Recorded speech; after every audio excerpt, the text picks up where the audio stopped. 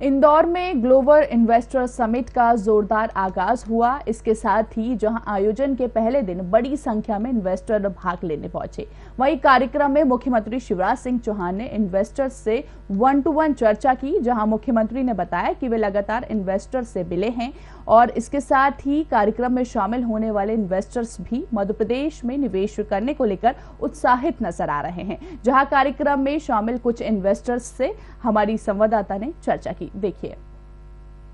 Global investor summit के event का आज पहला दिन है और समापन की ओर कार्यक्रम है। कुछ डेलीगेट्स इन्वेस्टर मेरे साथ मौजूद है जिन्होंने इस कार्यक्रम में भाग लिया है। पहले मैं आपसे बात करना चाहूँगा, बसित अजीम जी कहाँ से? भोपाल से। बताइए, कार्यक्रम में पार्टिसिपेट किया है, कितने सेशंस अटेंड किए, क्या लगता है मध्य प्रदेश में इन्वेस्टमेंट किस तरह से देखने को मिला? हम लोग IT ESDM सेशन हम लोगों ने मैंने अटेंड किया क्योंकि हमारी बैकग्राउंड वही है। बाकी मेजर अभी जो जब इनका ये सेशन हम लोगों ने अटेंड किया उससे हम लोग को समझ में ये आया कि इंदौर में, भोपाल में और भी ग्वालियर कुछ ऐसे जगहें हैं जहाँ पे IT पार्क के एस्टेब्लिशमेंट्स हो रहे हैं, विच इज़ गोइंग ग्रेट।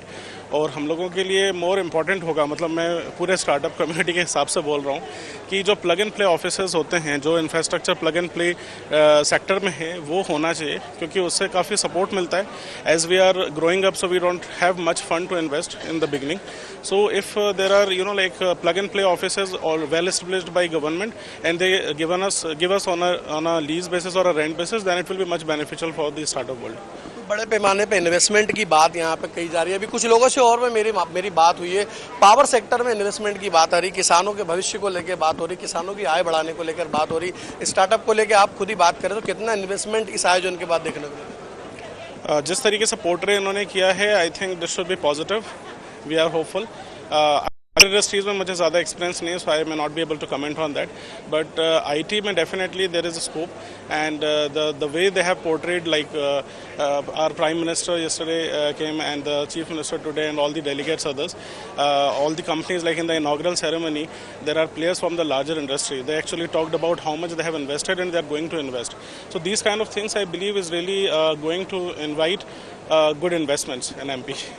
तो काफ़ी अच्छे इन्वेस्टमेंट की बात बताई जा रही है यहाँ पर। स्टार्टअप का सेक्टर हो चाहे दूसरे और अन्य सेक्टर्स हो। मैम, आपने भी पार्टिसिपेट किया है, कितने सेशंस अटेंड किए हैं, किस सेक्टर में ज़्यादा इन्वेस्टमेंट देखने को मिलेगा? क्या लगता है आने वाले समय में इस आयोजन के बाद मध्य प्रदेश में किस लेवल पर इन्वेस्टमेंट आएगा? एक्चुअली स्टार्टअप्स के लिए और ओवरऑल स्मॉल स्केल और सभी लोगों के लिए बहुत अच्छा एक कोशिश की गई है और MP में सारे, मतलब ऑल ओवर इंडिया के सारे इंडस्ट्रीज़ को एक इकट्ठा करके यहाँ पे कोरिलेट किया गया है, तो पॉजिटिव ही रिजल्ट आएगा। ज़्यादा सेशंस तो मैंने अटेंड नहीं किए हैं, बट सारी चीज़ों को एक साथ यहाँ एकजुट होके सभी को रिलेट किया गया है। जैसे माइनिंग हो गया है, फार्मास्यूटिकल कंपनीज हो गई है और किसानों को लेके हुए हैं। अब एवरेज तो नहीं देख सकते, बट जो भी रिजल्ट आएगा पॉजिटिव आएगा क्योंकि यहाँ पे ओवरऑल सभी को एक साथ इस जगह पे आने का मौका मिला है। यहाँ पे ऐसा नहीं है कि बहुत बड़ी इंडस्ट्री है, किसी में कंपैरेटिवली कोई डिफरेंशिएट करके नहीं किया गया है कि छोटे आगे रहेंगे और पीछे बड़े। बात करें, आप किस सेक्टर से कनेक्टेड हैं, आप किस सेक्टर से जुड़े हुए हैं? मैं बेसिकली मेरी भी एक कंपनी है SRBM ग्लोबल मार्क्स, जो कि मेडिकल इक्विपमेंट्स सप्लाई के लिए काम करती है और मैं खुद एक सोशल वर्कर हूँ और I am doing PhD also. तो मैं भी इसमें बेसिकली इन्वेस्टमेंट और बड़ी इंडस्ट्रीज़ के साथ कैसे पैचअप होगा, क्या होगा, जिस तरीके से सेशंस लिए गए हैं, तो उसी के लिए एक पॉजिटिव फीडबैक मुझे भी मिला है। काफ़ी पॉजिटिव फीडबैक की बात हो रही है। और भी एक मैम मेरे साथ जुड़े हैं। मैम, आइए आपसे बात करेंगे। आपने भी पार्टिसिपेट किया है ग्लोबल इन्वेस्टर समिट G20, किस तरह से देखते हैं आप इसे? देखिए, मैं छोटा सा इंट्रोडक्शन देना चाहूँगी। मैं अर्चना भटनागर हूँ, जबलपुर से। मेरी इंडस्ट्री है halide chemicals, green cleaning chemicals की, पर मैं महिला उद्यमिता के लिए काम करती हूँ। I am the president for the Madhya Pradesh association of women entrepreneurs. मुझे जो इन्वेस्टमेंट या जब एक अहम पॉइंट लाना चाहती हूँ यहाँ पे कि आज की तारीख में आपने देखा इतने बड़े बड़े इंडस्ट्री वाले आए, इन्वेस्टर्स आए, पर क्या हम लोग को महिलाएं दिखी?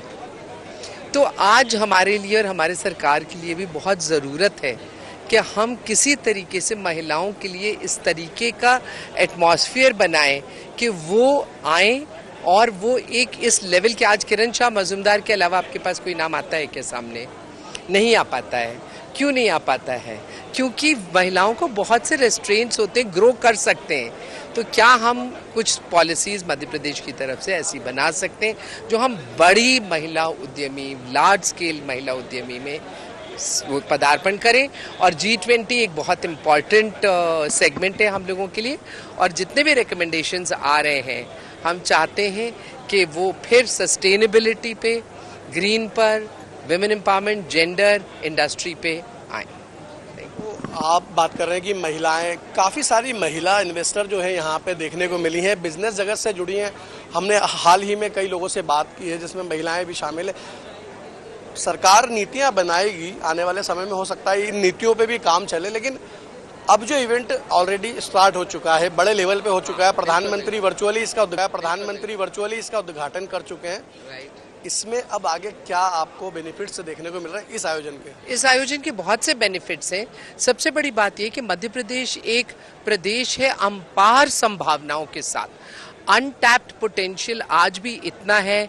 यहाँ की सरकार जो है प्रोएक्टिव है, हेल्पफुल है, लोग यहाँ के हेल्पफुल हैं, जो सीएम ने भी हमारे बोला, पीएम ने भी बोला, इंडस्ट्रीज मिनिस्टर ने बोला।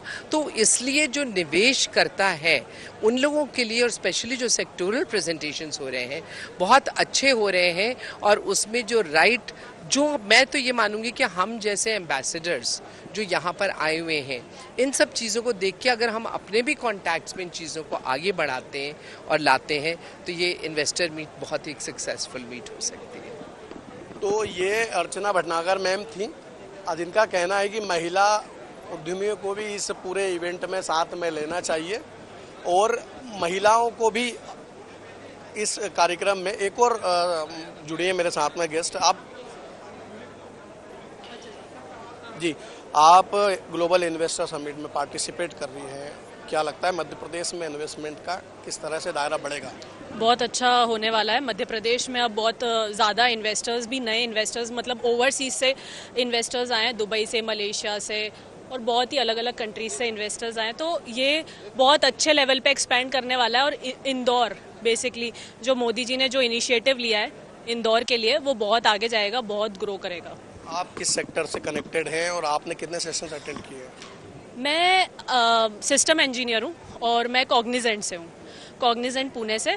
और मैंने अभी 3 सेशंस में अटेंड कर चुकी हूँ और मुझे इतना अच्छा फील हो रहा है कि इंदौर एक्चुअली मेरे बहुत सारे रिलेटिव्स भी रहते हैं और बहुत फीजेबल है। मतलब यहाँ पे कॉस्ट ऑफ लिविंग भी बहुत कम है, यहाँ के लोग भी बहुत अच्छे हैं, कनेक्टिविटी बहुत अच्छी है, पॉपुलेशन और पॉल्यूशन भी कम ही है एज़ कम्पेयर टू अदर ये जो है मेट्रोपॉलिटन सिटीज़। तो it is very nice and it is going very far. तो ग्लोबल इन्वेस्टर समिट का समापन, पहले दिन का समापन यहाँ पे हो चुका है। काफ़ी सारे इन्वेस्टर डेलीगेट से हमारी बातचीत हुई, सबका अलग अलग कहना है।